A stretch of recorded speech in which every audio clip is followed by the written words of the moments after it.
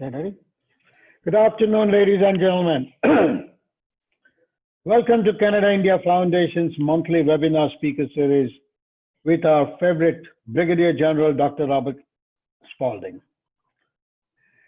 Dr. Spalding, it's an honor and privilege for CIF to welcome such a thoughtful leader on military affairs who can critically evaluate the current developments to predict the future course of actions expected from nations in response.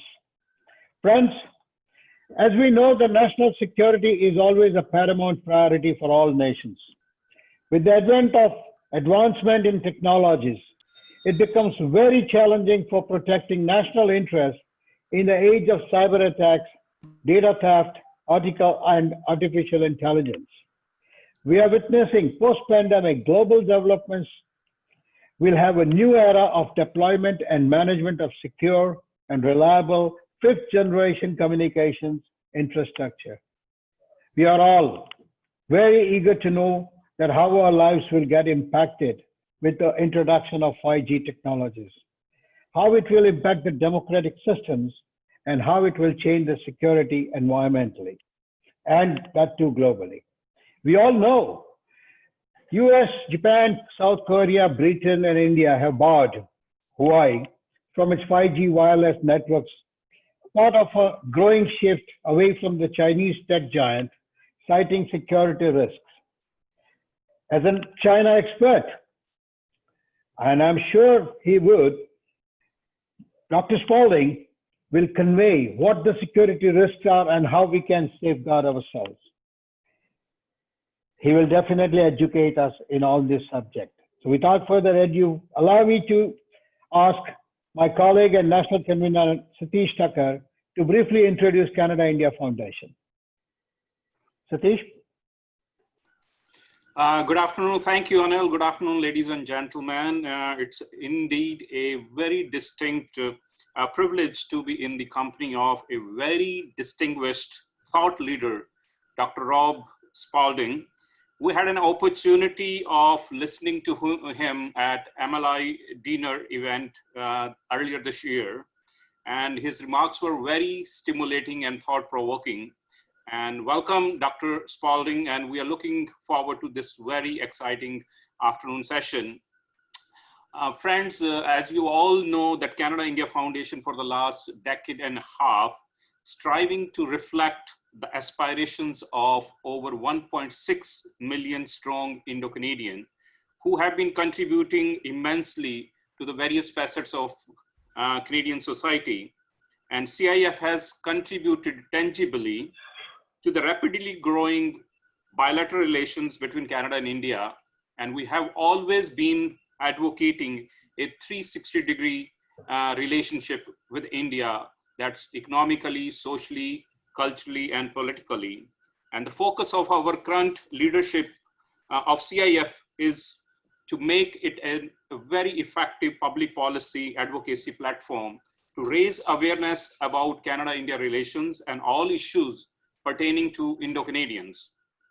And CIF has consistently advocated for a very better engagement of qualified Indo-Canadians into the Canadian mainstream. And to this effect, CIF is renewing its efforts to focus on youth engagement in the public policy arena. And we've been organizing various speaker series, roundtable and forums on the topics of interest to our stakeholders. And today's event is a very exciting one, and we are looking forward to hearing from Dr. Rob Spalding. Friends, let me introduce our guest speaker. Retired Brigadier General, United States Air Force. He's an entrepreneur, strategist, and China expert. For the past 5 years, he has been focused on the geopolitical implications of America's strategic competition with China. He has developed a keen understanding of the Chinese Communist Party's political and economical influence in the areas of finance, trade, investment, manufacturing, and above all, internet. His distinguished military service in Iran, in Iraq, Pentagon, and strategic Air Force deployments across the US Air Force commands coupled with an academic background in quantitative and geopolitical risk, has enabled him to understand risk associated with today's rapidly changing businesses. He's earned his doctorate in economics and mathematics from the University of Missouri at Kansas City in 2007. Now, I'd like to invite Dr. Spalding to enrich our knowledge on the topic national security, democracy, and the 5G. Dr. Spalding, welcome. Thank you so much, and it's great to be here again talking to you. And I'm really looking forward to the questions from your members. So I think there's a couple of things in the recent news that we probably should cover. One is the recent decision. It's really a reversal of a decision by the UK government to ban Huawei. Now, you know, the media paints this out to be a flash in the pan, something that's, you know, just happened recently, perhaps because of the coronavirus. And what I would like to say is that there's actually been a pretty concerted diplomatic effort, really starting since the first quarter of 2018. And it's not just with the UK, it's with all democracies around the world. Essentially, what we said in the National Security Strategy that was released in December of 2017, that the international order, the liberal democratic order that we talked about, was no longer promoting, you know, the interests of democracies like democratic principles, free trade, rule of law, human rights, and civil liberties. In fact, it was promoting the opposite. In fact, we saw a rise of authoritarianism in multilateral institutions around the world, and the strengthening of totalitarian regimes like that of the Chinese Communist Party in Beijing. This decision by the UK really demonstrates how this widening Cold War, and I am going to use the term Cold War because I think it distinguishes between where the alternative is, which is a hot war. I think we are in a Cold War now with China. I think the world is resolving into two bipolar spheres, one being primarily democratic, focused on the principles that I just highlighted, and the other being more authoritarian and really led by China, with Russia and Iran and North Korea, and of course, many of the nations of the Belt and Road Initiative. Now, China recently, in addition to signing this strategic agreement with Iran, and that was just last week, you know, really is demonstrating its affinity for authoritarian systems, and also at the same time, you know, with the border, you know, dispute with India, and in fact encroaching on Indian territory, I think is really demonstrating that, you know, the Chinese Communist Party, contrary to what they say, is very territorially aggressive. That's not just with the Indian border, it's also in the South China Sea and the East China Sea. Of course, they're encroaching in the Arctic. And in many ways, this represents, you know, a hardening of the line in Beijing. And that hardening of the line really started last year. It started last year after Liu He and Ambassador Lighthizer negotiated a trade agreement of some 150 pages that the leadership in Beijing essentially rejected and tore up 50 pages of. That resulted in phase one of the trade deal that was signed on January 15th, 8 days after Xi Jinping personally took charge of the crisis in Wuhan. Now, what is important about the date of the Xi Jinping taking charge in Wuhan and the signing of the phase one of the trade deal? Well, between the 7th of January, where the leadership in Beijing, by their own admission, is in charge of Wuhan, 5 million people depart Wuhan to both domestic and international destinations. On airplanes, it was only international destinations. On trains, it was domestic, but that spread the virus to Europe. you know, what was happening and was spreading to the United States, but mostly to Europe, particularly countries like Italy. At the same time, the Chinese Communist Party was locking down masks and PPE in China and around the world through their proxies, and turning from a net exporter of PPE and masks to a net importer. Now that should shock you that they were both at the same time exporting the virus and importing the protective gear for the virus. This indicates that the Chinese Communist Party deliberately sought to spread the infection and take advantage of it. Now, was this something that was pre-planned, or was it pragmatic? Was it something that the Chinese Communist Party did because they saw an opportunity, or they saw a threat to their own economy and didn't want to suffer, you know, the disruption to their own economy and not have the world suffer right along with them? We won't know the answer to that because we don't know the motivations of the Chinese Communist Party, whether they did it deliberately to increase their advantage because of this trade agreement that they had negotiated with the United States, or for some other reason. Either way, we know that the Chinese Communist Party started to use the spread of the pandemic to strengthen their control over the global supply chain. One of the things that they did as a result of this is to go to India and pitch to the Indian government that if they built Huawei 5G, that they would help them keep track of those that were infected by the coronavirus, and it would actually be a good thing for India to adopt Huawei 5G. Of course, the Indian government rejected, just like the UK government has rejected subsequently. So some of the things that this tells you is the difference between the Cold War, the second Cold War, whatever you want to call it, the new Cold War between the US and China. The main difference between the US and the Soviet Union and the US and China is really going to be around the global internet and around data.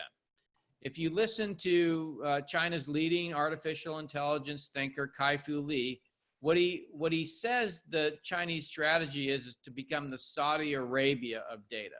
Why is that? It's because Kai-Fu Lee understands, as most people that are in the industry, data is the fuel that drives the power of artificial intelligence and machine learning, and really the advances that China has made in facial recognition and gait recognition and other technologies based on artificial intelligence and based on the volume of data and lax precautions for data within China. This is the reason that the lax precautions and the volume of data in China for companies like Facebook, Amazon, and Google establishing artificial intelligence research centers in China. So becoming the Saudi Arabia of data is very important to China's economic and national strategy. Huawei is key to that. Why is Huawei key? It's because the machines that are connected to a 5G network are going to pass so much more data about your daily life than the current smartphone world that we live in. And the way that this works is today in 2017, in fact, when I was the defense attaché in Beijing, you could order food from a restaurant on your phone using the WeChat app, but then put your phone away, walk into the restaurant, and a camera in the restaurant would see you come in, do facial recognition, and alert the server, give him your name and your order. And so you never had to touch your phone again to complete the transaction. All of this data was being collected by WeChat.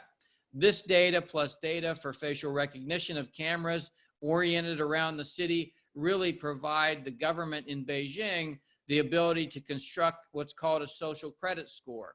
This ability to know your habit patterns, everything you do every single day, and then through e-commerce platforms, incentivize you when you're a good citizen. And that means studying the sayings of Xi Jinping on a daily basis if you're a Communist Party member. or at a minimum as a citizen of China, not criticizing the government. And that leads to, with the monitoring of your actions and through the e-commerce platforms, lower prices, more preferential treatment for, you know, things like insurance or home loans, or for getting your child into a university, or for getting a job promotion or getting a new job. And in fact, it's been used to deny transportation of people in Beijing. And so you say, well, that's because China has built a great firewall and they have the capacity to have that kind of data and that kind of effect within the Great Firewall, but then that does not affect democracies. And as I say in my book, Stealth War, How China Took Over While America's Elite Slept, that's a false narrative. In fact, I tell the story of Roy Jones, a mid-level employee of the Marriott Corporation, working in the social media department. He liked a tweet about Tibet. The Shanghai Tourism Bureau saw the tweet, and the Chinese Communist Party called Marriott Corporation and told them to apologize and deal with Roy Jones. And of course, 3 days later, Roy Jones was fired. We recently saw this with the National Basketball Association, with Daryl Morey tweeting in support of the freedom fighters in Hong Kong. And again, all merchandise for the NBA was pulled from Chinese shelves. It was pulled off e-commerce platforms. The games that were the preliminary games that were going to be played in China were essentially banned. You know, any kind of you know, airing of NBA games on Chinese language media platforms around the world were banned. Talking about the NBA on Chinese social media platforms were banned. You know, leading LeBron James, one of the most you know, beloved NBA players, with I think 100 million at least fans on social media, to say that we should not criticize the Chinese government for the things that they do to the people of Hong Kong or the things that they do to the Uyghurs. And if you look at the, you know, kind of the first Cold War, and if you look at World War II, and you kind of imagine the democracies of the world allowing the Holocaust to continue because, you know, corporations, multinational corporations fed by data, were making billions of dollars in league with the Nazis, then you get an indication of the travesty of events that have occurred since the end of the Cold War. Really, this insinuation of terror, of oppression into the global economy, into the internet, into the information economy that really the Silicon Valley built. Silicon Valley built the technology and the business models for the internet economy that's produced so many unicorns, and in many ways introduced a platform for not just influencing economic behavior, but influencing political and social behavior in a way that where data centralization, data aggregation really, you know, became the equivalent of power. Tech companies like Facebook, Amazon, and Google have really accumulated massive power to influence our lives. And of course, the Chinese Communist Party saw the power in this.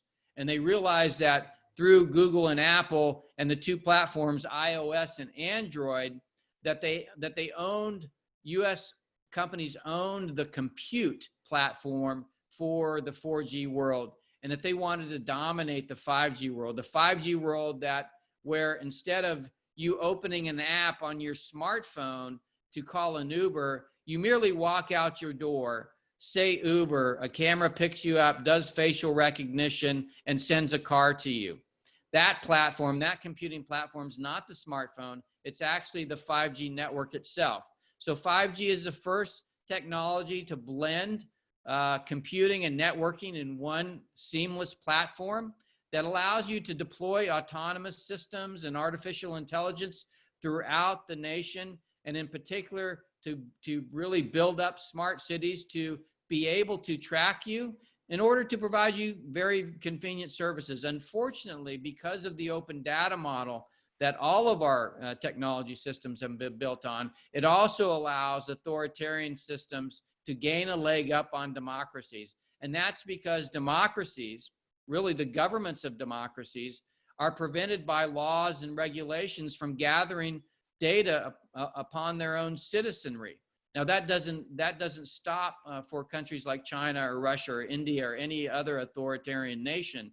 And in fact, when the United States is trying to prevent influence of its society, it's very much hamstrung by our own laws that prevent them from collecting data. Because in order to understand influence in the internet, you have to actually be in the data. That's the challenge with today's open data system. And the only way in today's system that democracies can compete is to begin to collect data on their citizens to know, what's outside influence they're receiving. Now, I don't think anybody on this call today wants to see their government collecting data upon them to really know everything they're doing every single day. It is just counter to our society. It's counter to our laws. It's counter to our culture. It's counter to the kind of society we want to live in.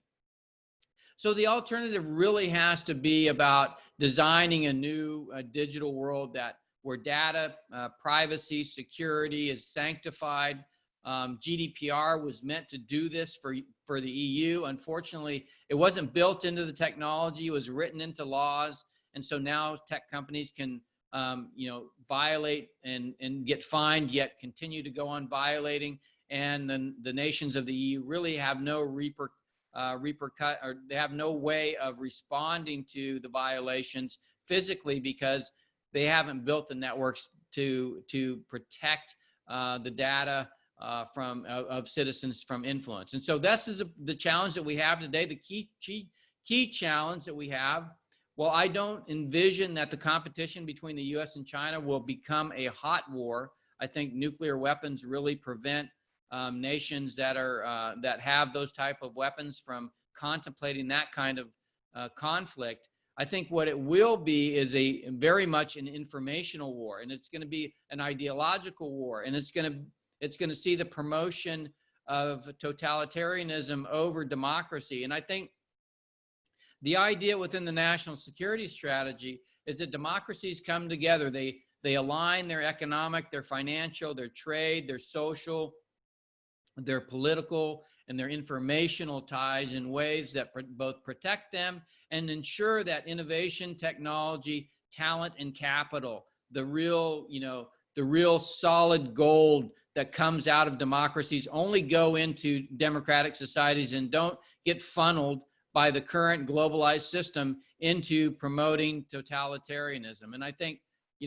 one of the things that that I see that really brings me comfort is that around the world, democracies are beginning to respond, beginning to wake up, and beginning to orient themselves towards protecting our freedoms. I think that what we need to do, what we still have to do, what still remains is really understand and develop and deploy secure data systems in 5G that allow us to deploy the kinds of Internet of Things and autonomy and artificial intelligence that will make our lives better, but at the same time will do so in a way that preserves our democracies. That's what I'm focused on here in the United States. I think that most people that really love democracy join me in wishing for to keep government out of their data, and that's really about encryption. It's really about changing the data model to be more focused on protecting individual liberty in a digital sense. So with that, I'm going to stop there and open it up for questions. I look forward to the discussion. Very well said.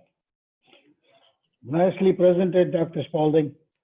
Very interesting. I already got 5 questions for you.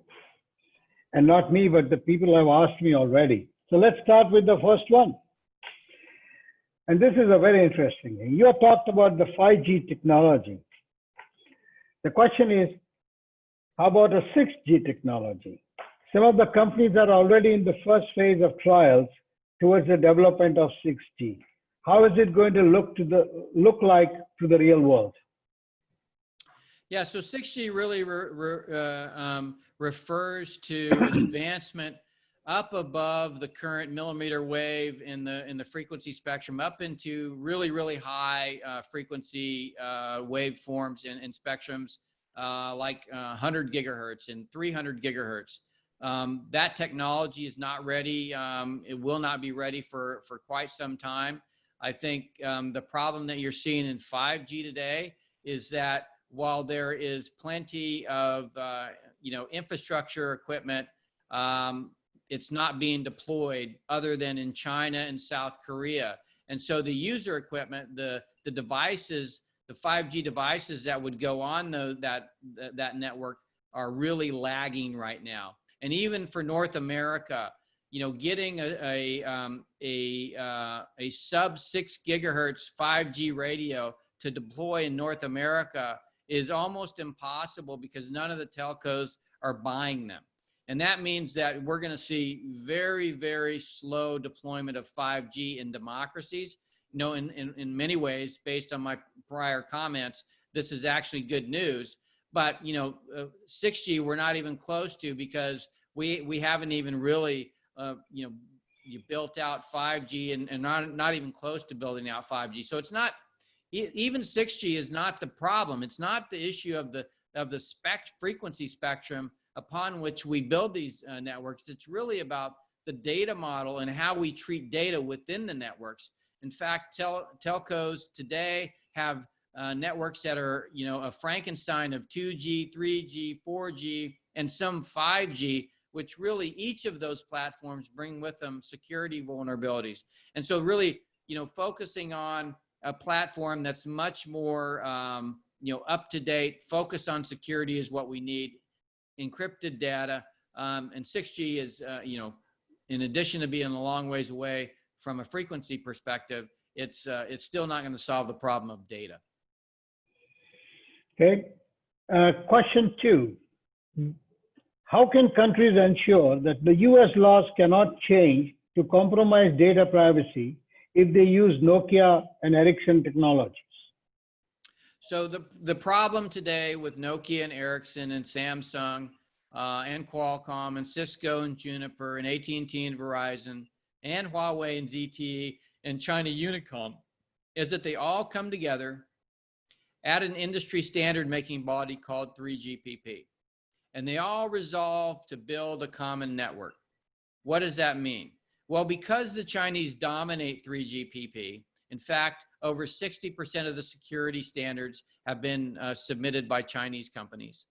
Most of the underlying patented technology has been submitted by Chinese companies. That in fact, it doesn't matter who's building the network, if it's 5G today, because it's a Chinese network. It's a common network. Ericsson and Huawei are building networks that work together. In other words, they're building Chinese networks.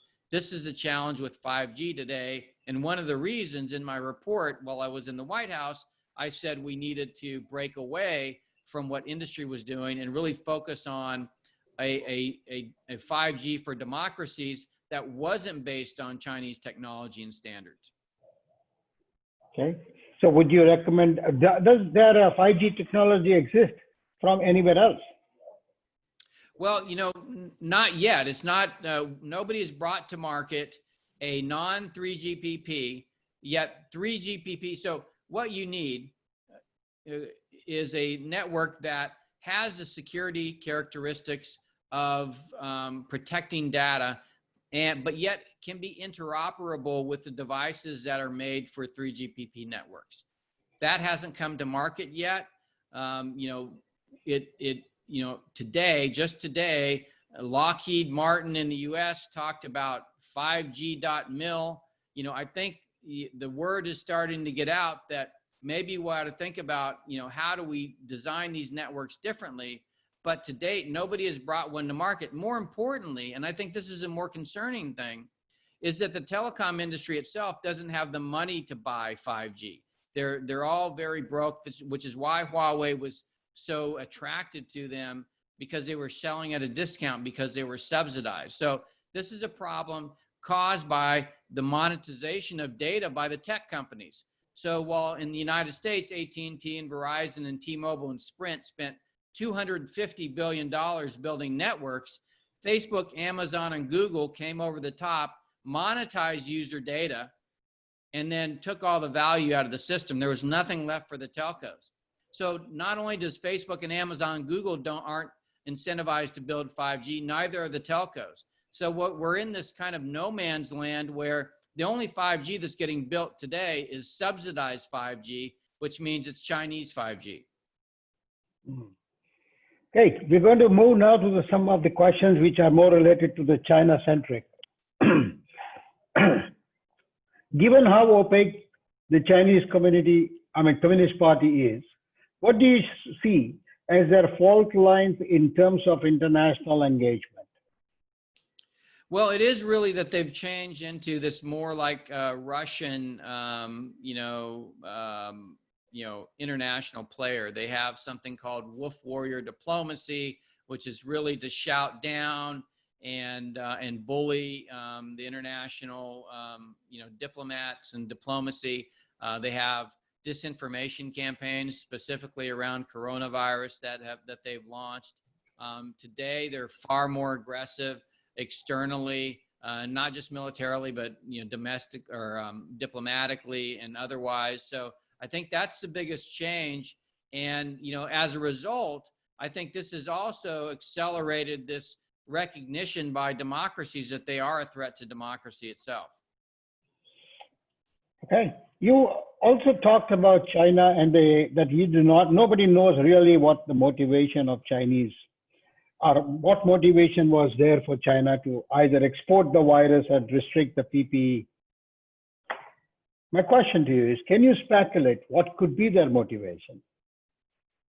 Yeah, my speculation is that they recognized that they had a release of the virus in China. It was going to cause economic disruption in China, and they wanted to ensure that they weren't the only one that had, economic disruption. And so they allowed international travel from Wuhan because they didn't allow domestic travel. So they clearly tried to stop, the spread of the virus internal to China in between the 7th of January when Xi Jinping is said to have been in control of Wuhan, and the 23rd when they shut down Wuhan, but they allowed for it to spread internationally. So that indicates to me that it was deliberately done. I believe, in my opinion, I think it was done because they did not want to be the only economy to suffer as a result of the spread of the coronavirus. You also mentioned that a lot of people from Wuhan went to Italy. Why Italy? Well, they had actually, a lot of the garment industry in Italy had, brought in many Chinese workers to work in the factories in Italy. So a lot of the garment industry had, something, I want to say 30, 40,000 Chinese working up in northern Italy. Interesting. You also mentioned something which is a little puzzling to me, to be honest with you. And this is my question to you. You said, besides a few other countries, India also is like an authoritarian state. Can you qualify that? I don't think I said that. Maybe you misunderstood what I was saying. Okay, then fine. I might have said Iran. I wouldn't have said India. I was wondering because I think you did, and I will definitely review it in the recording time. Well, definitely. Then it was a mistake. I don't think India is an authoritarian country. That's what I was saying. I apologize if I said that. It was a okay. No issues at all. Iran. Okay, maybe I heard you wrong, or maybe anyway. Is 5G going to be an issue with the human health? Those frequencies will going to have any strong signals? Any thoughts? Any special comments on it? Yes, I don't think so. There's a lot of fear with regard to 5G millimeter wave. I just told you that it's not being deployed hardly at all outside of China. And really in China and South Korea, it was sub 6 gigahertz 5G. It wasn't millimeter wave 5G that's being widely deployed. So it's not really widely deployed. It's not really useful outside of like stadiums or manufacturing facilities or hospitals. It's really not used for coverage. It's more used for capacity, high speed, but it's very short distances. It doesn't go through the human body. So no, I don't think it's a health issue. Millimeter wave is what you experience at the airport when you get scanned. That's also millimeter wave. It's really has to do, it doesn't pass through the more than a couple millimeters of the skin, and really the power ratings are sufficiently low that it doesn't it's not designed to harm you. Okay. This is a question which is going away from China, but it is probably connecting the dots.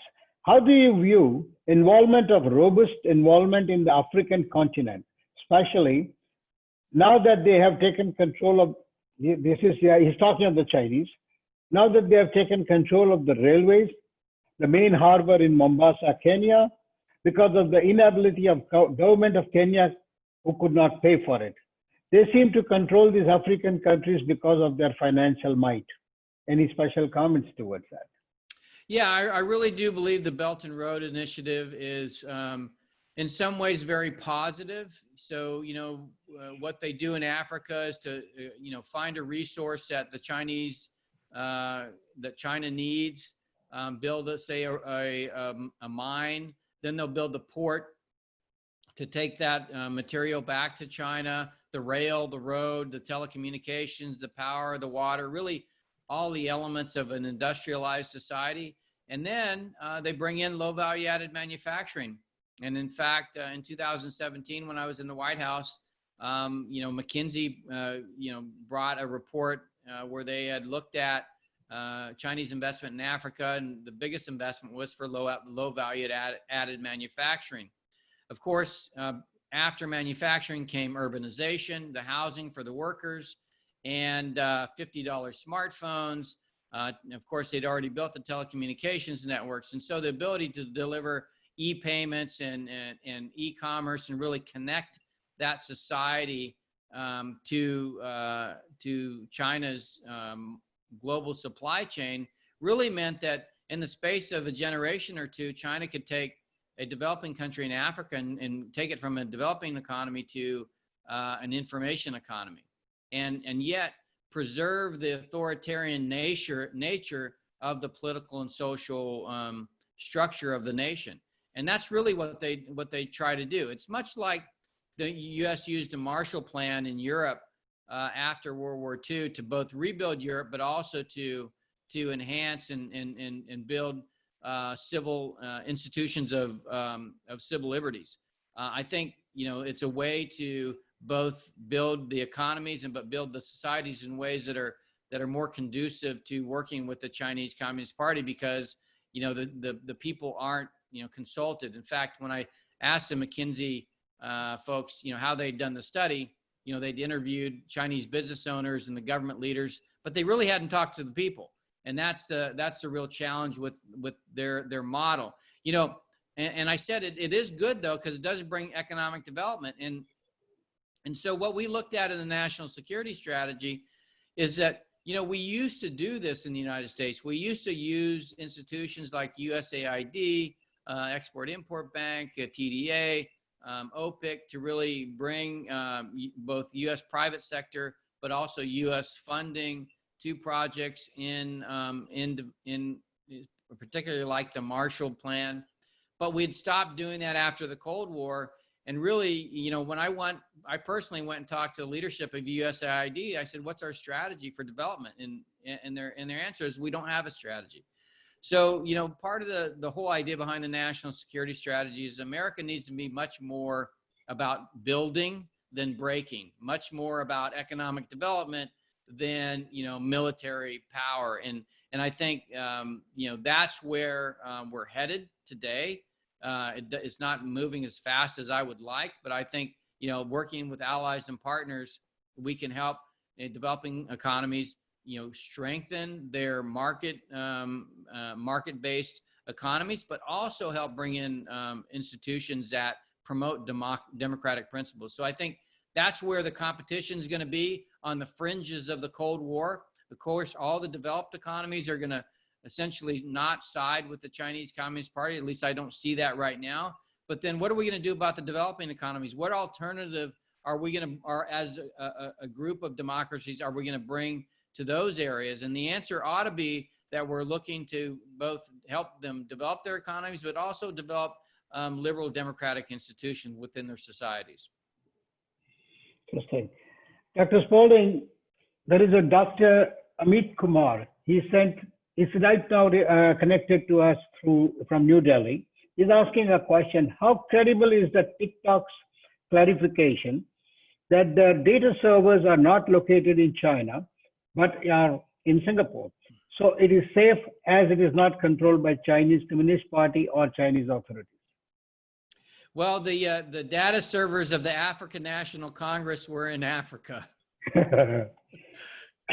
Doesn't matter where the servers are. The Chinese Communist, look, if the Chinese Communist Party wants access to the data, it's going to get it, because quite frankly, we've built, what we do today is we layer security on top of what are fundamentally insecure systems, data systems. And that's because we have insecure data models.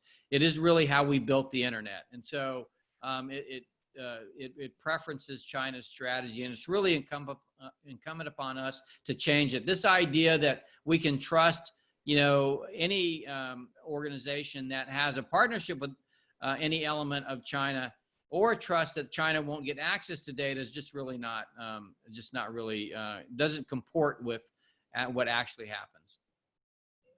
Right? Do democracies have capacity to become assertive? For example, going on offense by declaring Tibet, Taiwan, and Hong Kong as independent? Can you repeat that question? Do democracies have capacity to become assertive? For example, going on an offense by declaring Tibet, Taiwan, and Hong Kong as independent? I think the better strategy is really to focus on growing the health and welfare of their own societies and their own citizens. And that's kind of what I'm talking about here. The United States really needs to focus on the United States by protecting its society from Chinese infiltration, but more importantly, investing in its people. And I think working together between and amongst democracies, as each democracy works to strengthen its own society, and because we're democracy and believe in rule of law, that we can trade, and we can have, we can have travel between democracies. We can trust that the citizens of democracies understand rule of law. That, I think that's where we begin to differentiate democratic and free market systems from what China has to offer, and then create this beacon to others that are on the fringes, or maybe they've been captured by the Chinese.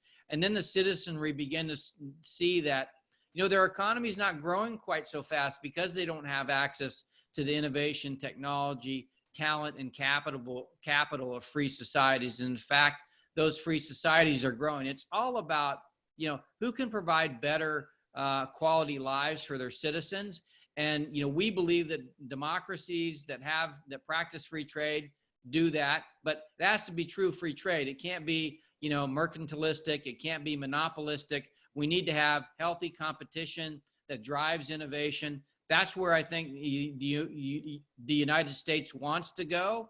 And I think what we have is basically held out a hand for allies and partners to say, will you join with us? Not, are we bullying you? It is, do you want to be connected to the United States like China's been for the last 30 years? But instead of doing like China did, which is basically take and take and take, and do you want to have a more, reciprocal, friendly and strengthening relationships? And I think that's where if we can do that as democracies, it's been proven that authoritarian systems just don't provide for the people in the same way. It is not because, China is an authoritarian capitalist system that they've done so well. It's because countries like the United States and the UK and India have been giving them or allowing them to take from their own citizens. And it's really It's a shame. It's a travesty. It was done because we thought the Communist Party would liberalize politically.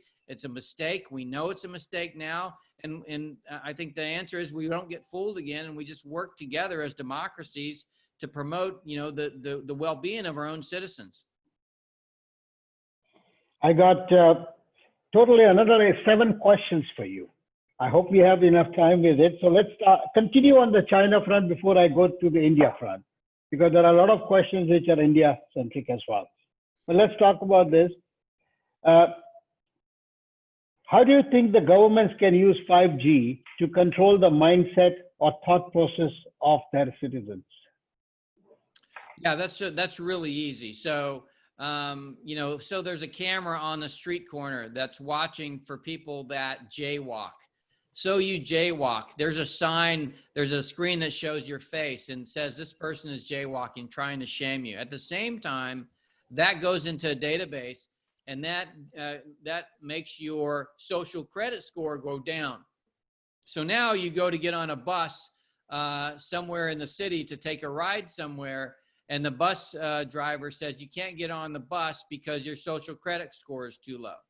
So it's basically an automated system to ensure that you're following the rules according to how the society defines them. Unfortunately for the people of China, the Chinese Communist Party has some very unique ideas about what it means to be a good citizen. Loving Xi Jinping thought, not criticizing the government.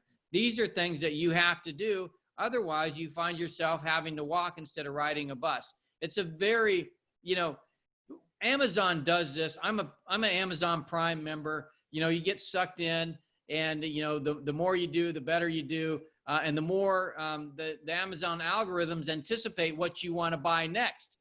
This is the same way, the same system that China is trying to build, within China and then deploy globally through their companies like Baidu, Alibaba, and Tencent.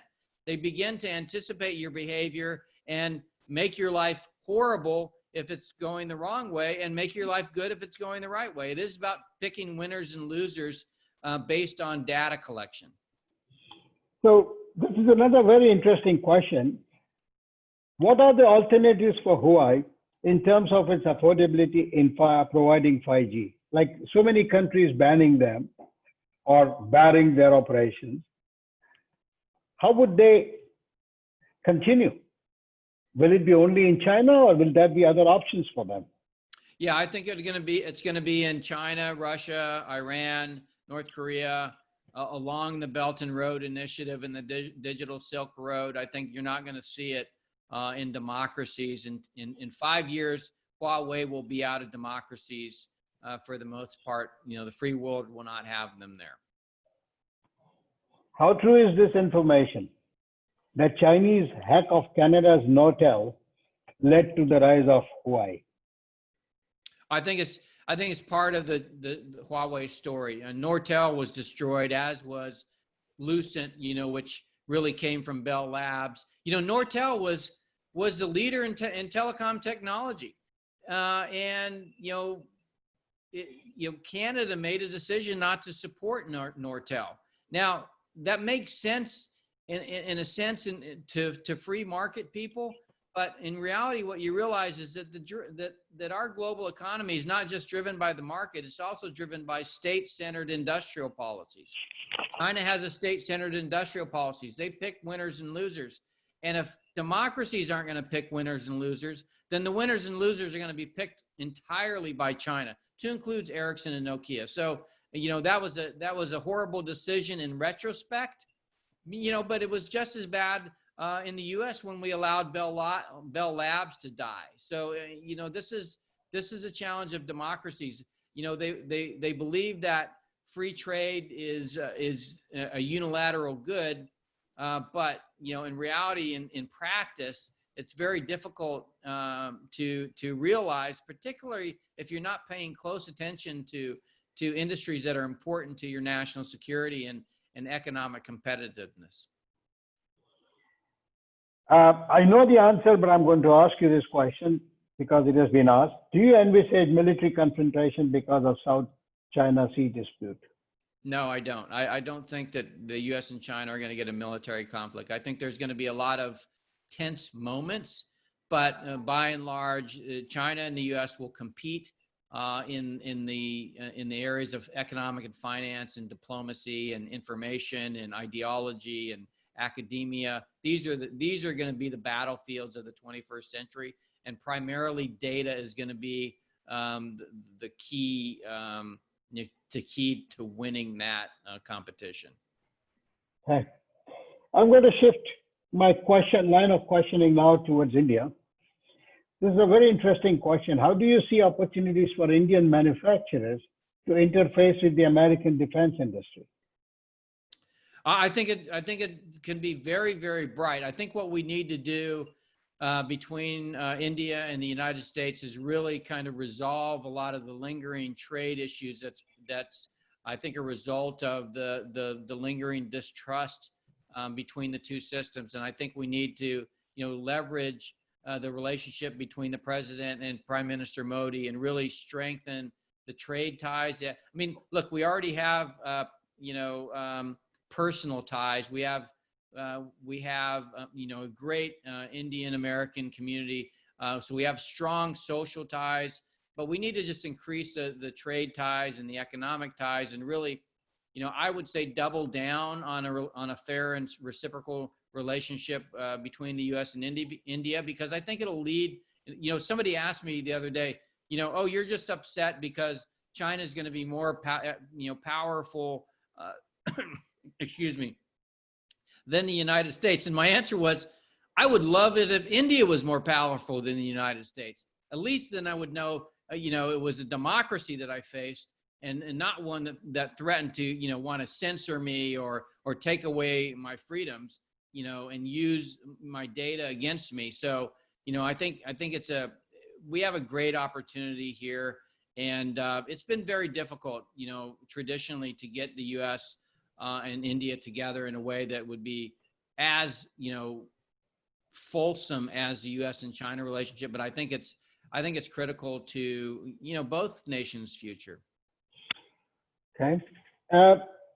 Abandoning use of Chinese products, Chinese technology, Chinese apps.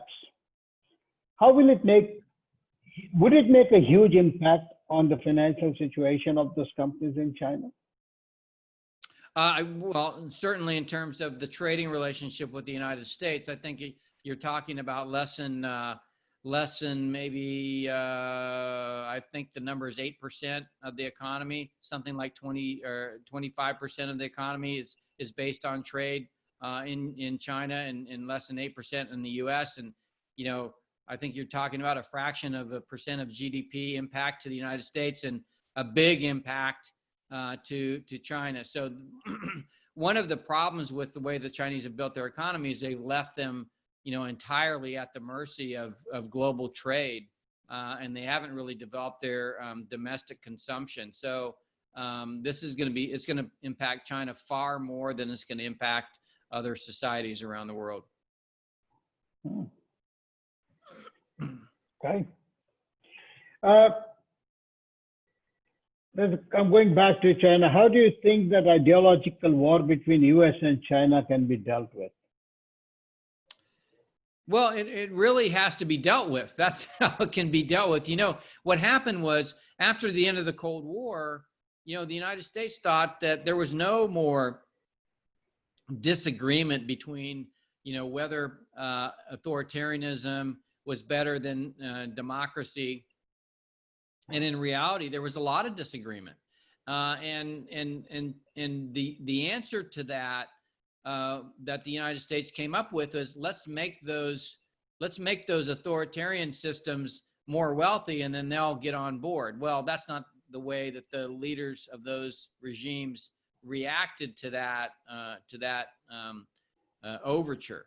And so what we did in that process was to disband things like the U.S. Information Agency, to decrease funding for Voice of America, Radio Free Asia, and Radio Free Europe, and really to allow the infiltration of those that support regimes in Beijing and Tehran into those organizations. So we were giving equal airtime to, you know, Beijing as we were to DC. So what we're trying to do is, you know, build back up, recapitalize, really strengthen public diplomacy agencies within the United States, so that now we're not just talking about free trade, we're also talking about democratic principles and, you know, human rights. This is why Secretary Pompeo has been so fervent talking about the plight of the Uyghurs, talking about the plight of Tibet, talking about the plight of Hong Kong. It's really getting back to what America stands for, which is really, you know, the better angels of humanity, and really fighting for those people that are oppressed. That's what America should be doing. We weren't doing it for so long. Really, USAF went away in 1999. I think that's the difference. We have to go head on with the Chinese.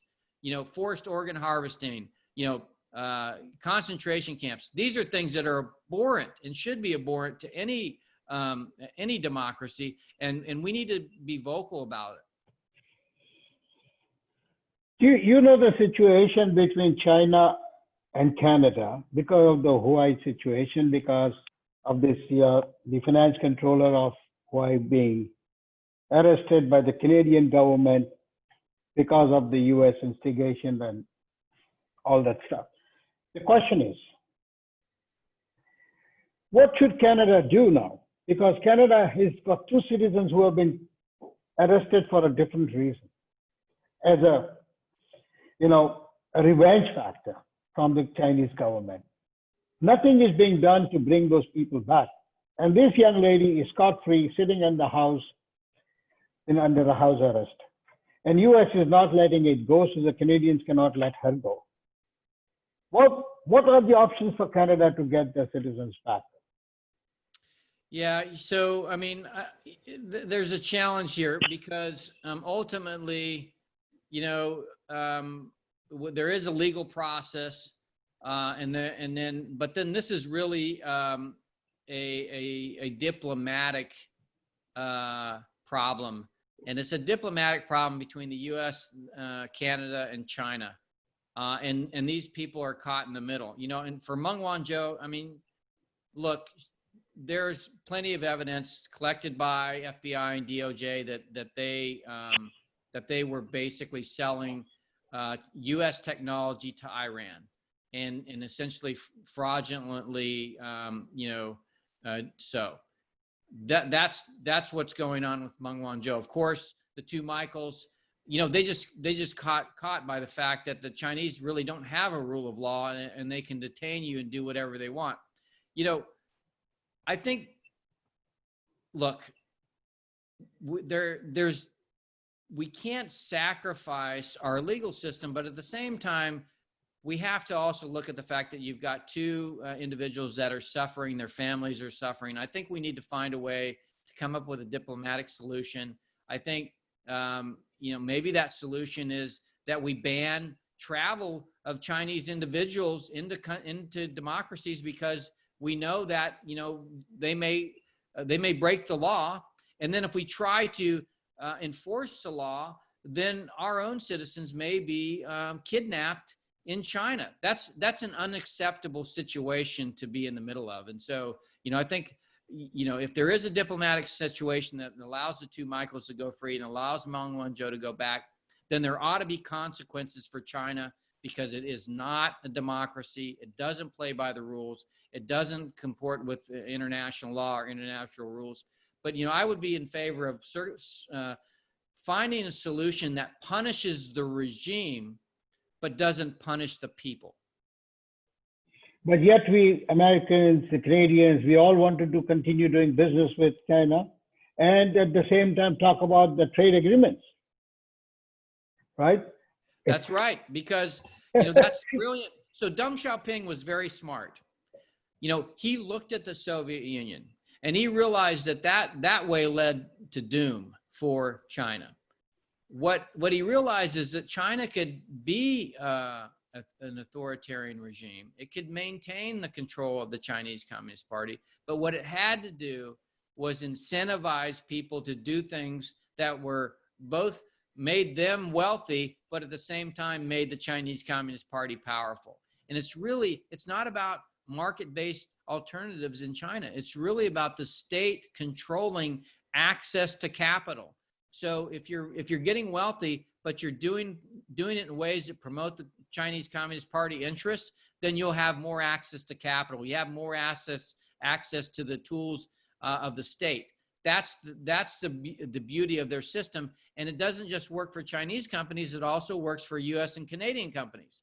And so now you have US and Canadian companies that are more than happy to basically violate the norms and principles of their own nations in order to support a totalitarian regime, because they have some fiduciary responsibility to shareholders, and the Chinese have basically hijacked the system because of it. True.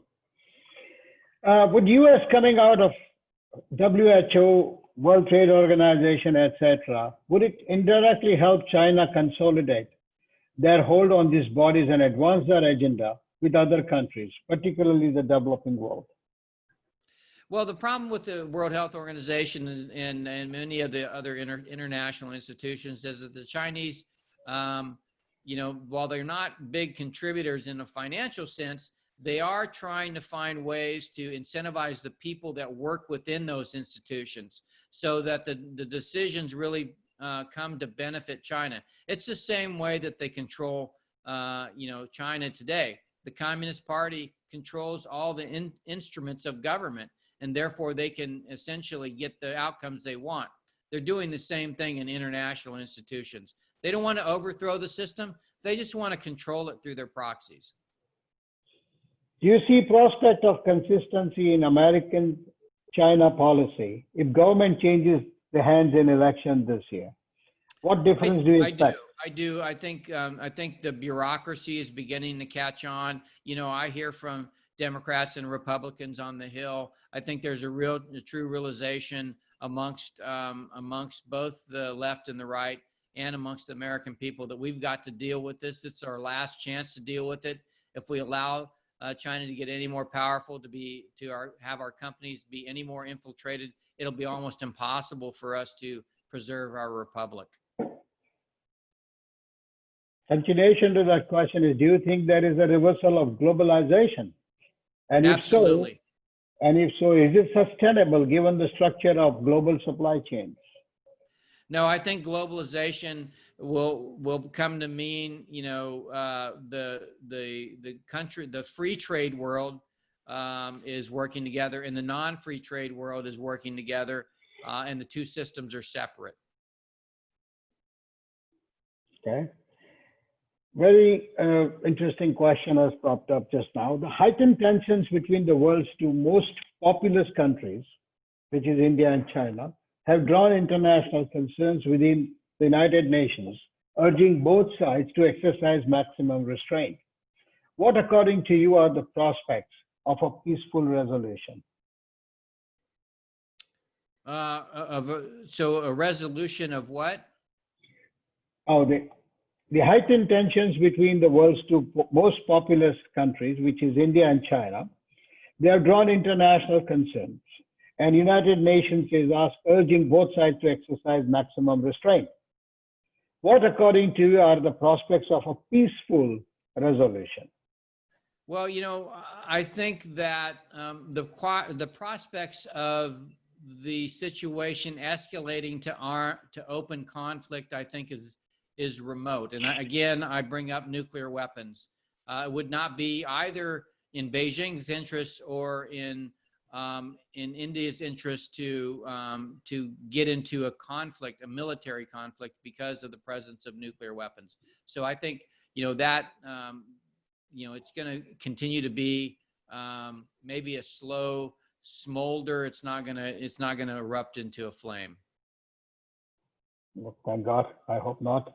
Why only China is considered a threat in today's world when other apps developed worldwide, they too store tons of confidential data of users and sell it, just as it was in the case of Cambridge Analytica?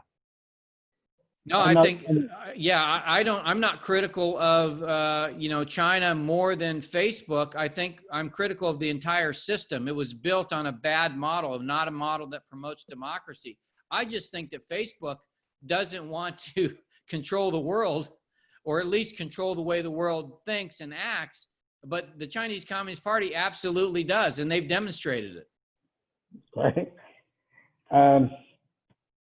There's a comment, it's not really a question. The only way to teach the Chinese is to stop buying Chinese products and also encourage US, UK, Canadian companies to move their companies to India, Yeah. Taiwan or South Korea, and maybe Thailand and other Southeast Asian countries. This is the only way to hit their economy and teach them a lesson. Do you agree? Yeah, we had something called COCOM, which is really export controls during the first Cold War, and it really prevented trade with the Soviet Union. I think that's coming back. Today we have the Wassenaar arrangement, which is really a collection of nations, unfortunately including Russia. But I think that COCOM is probably going to come back, or some form of it. Okay. Before no more questions have come so far now from the members or people who are listening to this, but I do have one or two small questions for you. You know, we talked about the motivation of China to export the virus. We talked about they're restricting the PPE exports, etc. Why didn't US do anything other than shouting foul? I mean, US is such a powerful country. Why did it not do anything except, you know, yelling bloody murder or shouting foul about it? Yeah, you know, I think the challenge there was our CDC followed the lead of the World Health Organization, which we know now is, you know, influenced by China. So, you know, I look at Taiwan as really a democracy that really understood the challenge from China. And really, anybody that was near China, you know, in a border sense, understood that you can't trust the Communist Party, and therefore you better watch them closely, particularly if there's an outbreak of a new disease. So most of the countries of Asia, I think, fared better than most of the countries of Europe that don't really have this. We should have learned the lesson in SARS. You know, I was there in 2003 when SARS happened. The Chinese behaved exactly the same.